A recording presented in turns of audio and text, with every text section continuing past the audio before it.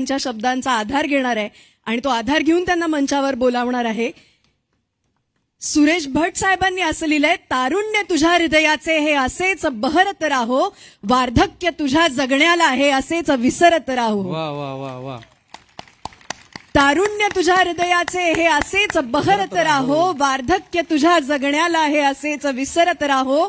हा कंठ तुझा अलबेला, हा कंठ तुझा मतवाला, हा कंठ तुझा अलबेला, हा कंठ तुझा मतवाला, तलवार तुझ्या गीतांची बिजली समतळपत राहो.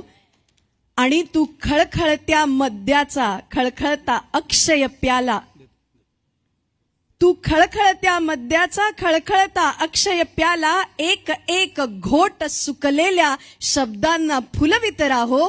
तारुण्य तुझ्या हृदयाचे हे असेच बहरत राहो. जोरदार टाळ्यांनी स्वागत करूया माननीय आशाताई भोसले यांचं. एक मिनिट.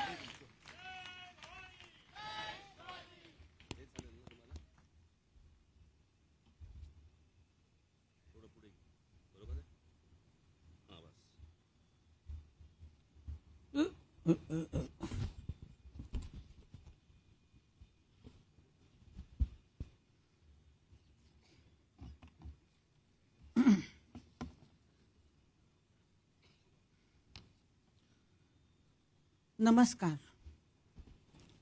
बरोबर आहे. नमस्कार नमस्कार. पाठी बसलेल्या सर्व मान्यवर लोकांना माझा प्रणाम. मला नावं लक्षात राहत नाहीत, नातवांची नावं पण इकडं तिकडं होतात, तर ह्या लोकांची नावं बहुतेक मला घेता येणार नाही, म्हणून मी मान्यवर लोकांना सगळ्यांना प्रणाम करते.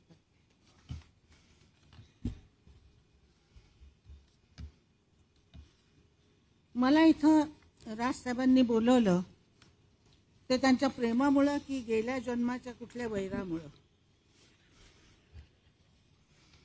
आता बघा, हा माईक असाच ठेवायला पाहिजे ना. बरं, माझा कवितेशी संबंध वयाच्या 10व्या वर्षापासून आलाय आणि साहित्य मी शिकलेली बाई नाही आहे. मराठी 4थी जेमतेम केलेली बाई आहे. याच इथंच विद्यापीठ आहे. कोल्हापूरला विद्यापीठात होते.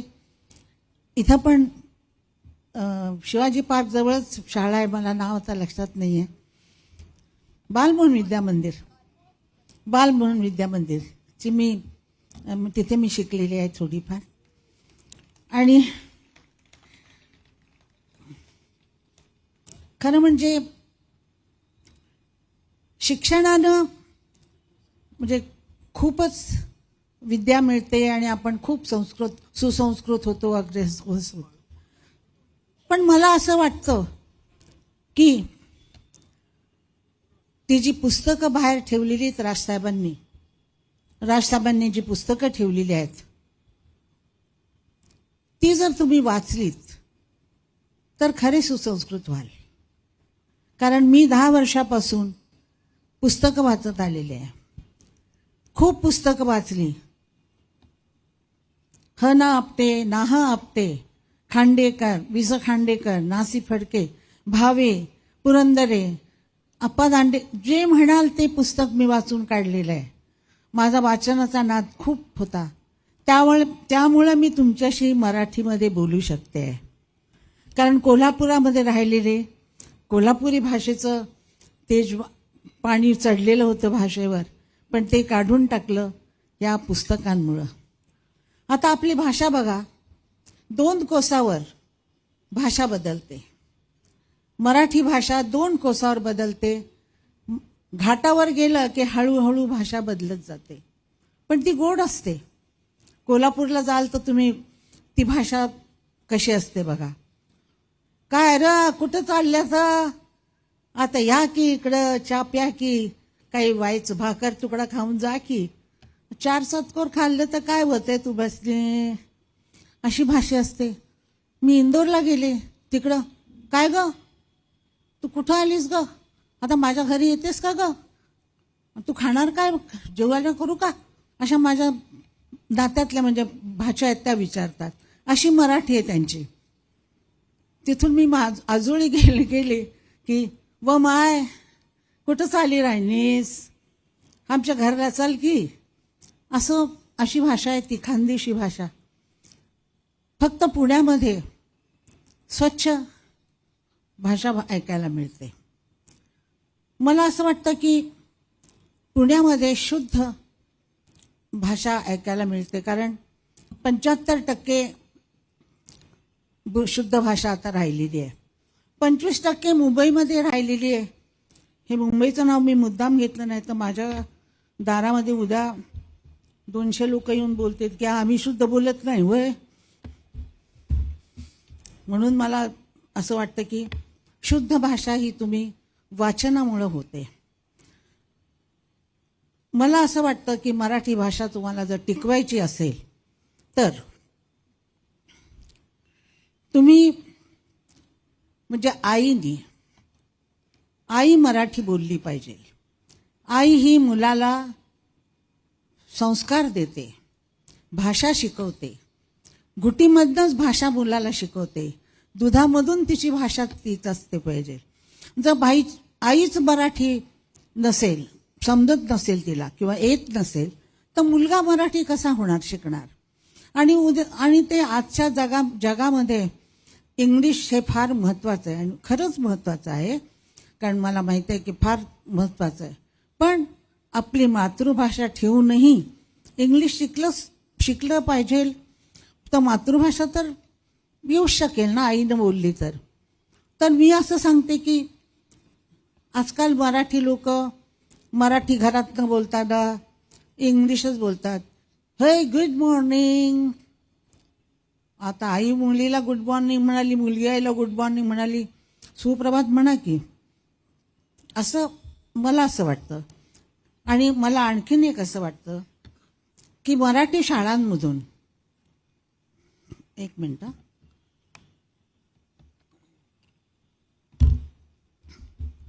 मराठी शाळांमधून 1 तास मराठी पुस्तक चांगलं म्हणजे छत्रपती शिवाजी महाराजांचं चरित्र 1 पान रोज वाचायचं, असं करावं मला असं वाटतं. आणि ते पुस्तक आईकडं पण पोचलं करायला पाहिजे, कारण आईनं पण वाचलं पाहिजे की आपला इतिहास, खरा इतिहास काय आहे, इंग्लिशांनी लिहिलेला नाही, आपला खरा इतिहास जो पुरंदरेंनी वगैरे लिहिलेला आहे तसा इतिहास वाचला पाहिजे. माझ्या मागं इतकी शिकलेली माणसं बसलेली आहेत, सगळे पेपरचे लोक आहेत, सगळे ॲक्टर लोक इतके शिकलेले आहेत. मला का बोलवलं हेच मला कळलेलं नाही इथं, पण आता ते आले आहे तर मला ही कविता कोणी लिहिलेली आहे ते मला माहीत नाही, त्याचं नाव नाही आहे, पण ती कविता बघा कशी आहे. जेव्हा मी नसेन तेव्हाही असेन, जेव्हा मी नसेन तेव्हाही असेन, तुझ्या पापणीच्या अवघडलेल्या एका थेंबामध्ये, आणि आजच्या सारखीच तेव्हाही हसेन आणि म्हणेन अजून मी अवघडलेली. छान आहे ना कविता. ही गुलजारींनी लिहिलेली असं वाटतं की नाही.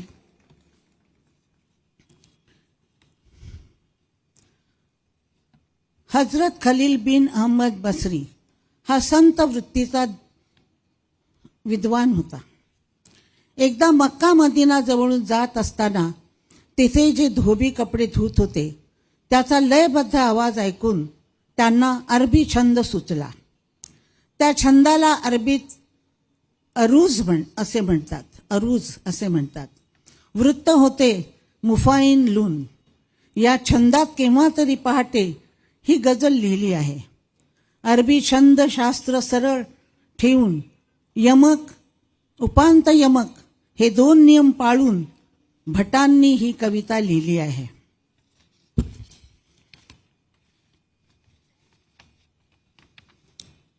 अरबी गझलाच्या तोडीची लिहिली आहे. अभिजात मराठीचे हे खास सौंदर्य आहे.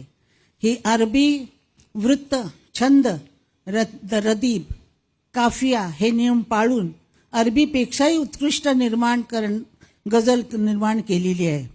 अभिजात मराठीचे अभिजात आहे. मी तुम्हाला ही गझल कविता सगळ्यांनी म्हटल्या, फार सुंदर कविता म्हटलेल्या आहेत. तेव्हा मी तुम्हाला ही गझल म्हणून दाखवते. म्हणून म्हणजे बोलून दाखवते. कारण राजसाहेबांनी मला सांगितलं होतं की गायचं नाही बिलकुल, फक्त बोलायचं आहे.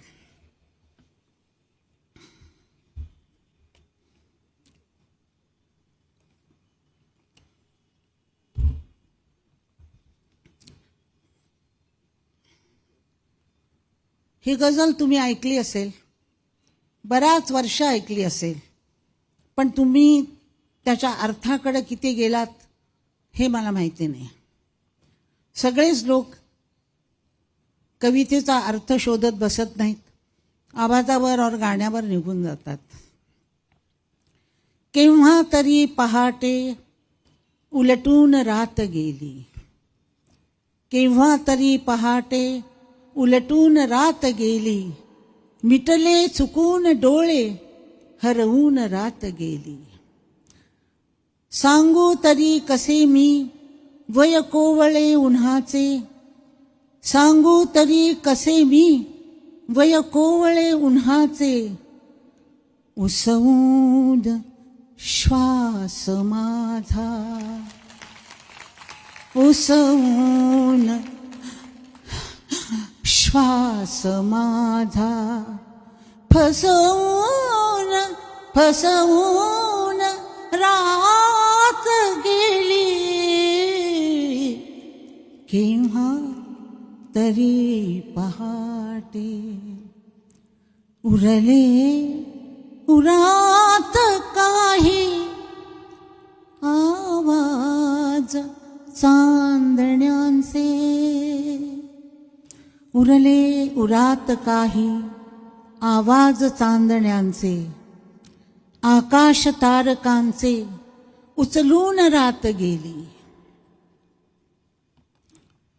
अजूनी सुगंध येई दुलईस मोगरीचा, अजूनी सुगंध येई दुलईस मोगरीचा, गजरा कसा फुलांचा विसरून रात गेली.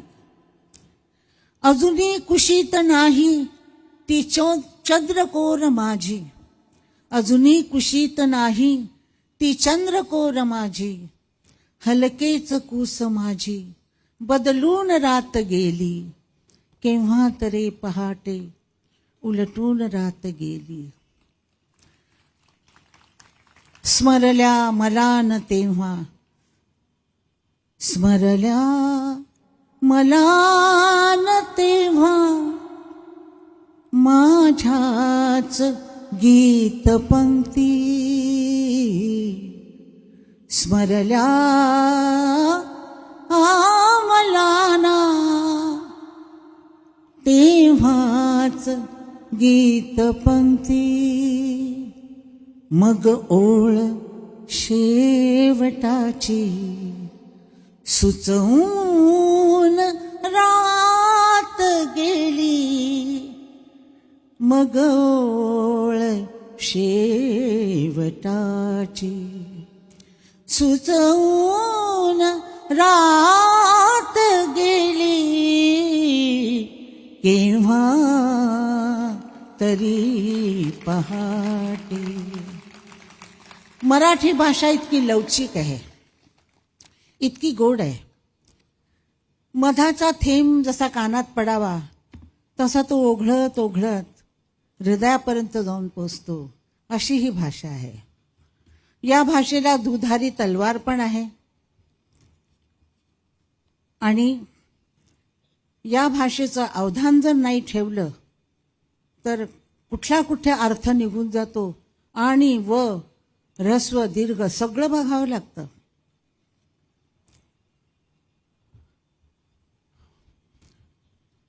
4-5 दिवसापूर्वी मला राज ठाकरेंचा फोन आला आणि त्यांनी मला सांगितलं की ते एकदम म्हणजे असे उत्साहात होते, फार उत्साहात होते ते. आणि ते मला म्हणाले की आशा ते म्हटलं काय. त्यांचा तो आवाज एकदम खोगरा आणि घरगरीत तो ठाकरे आवाज.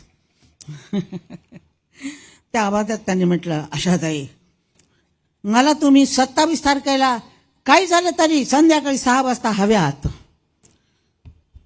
60 वर्ष उशीर झाला बरं का.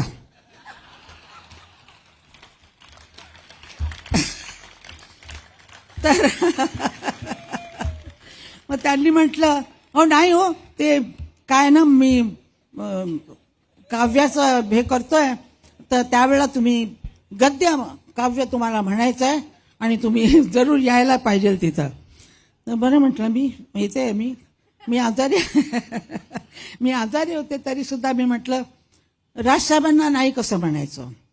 ज्या माणसांनी माझ्या बंगल्यामध्ये एका दिवसात एवढी मोठी शिवाची पिंडी आणून बसवली, त्या माणसाला मी काय नाही म्हणू.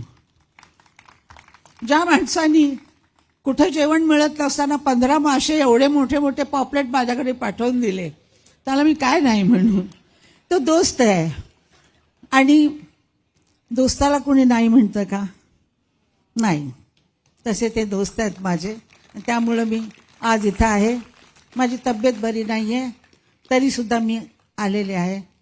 आणि मला असं वाटतं की त्यांनी मला चुकून इथं बोलवलेलं असावं घाईघाईमध्ये. नमस्कार.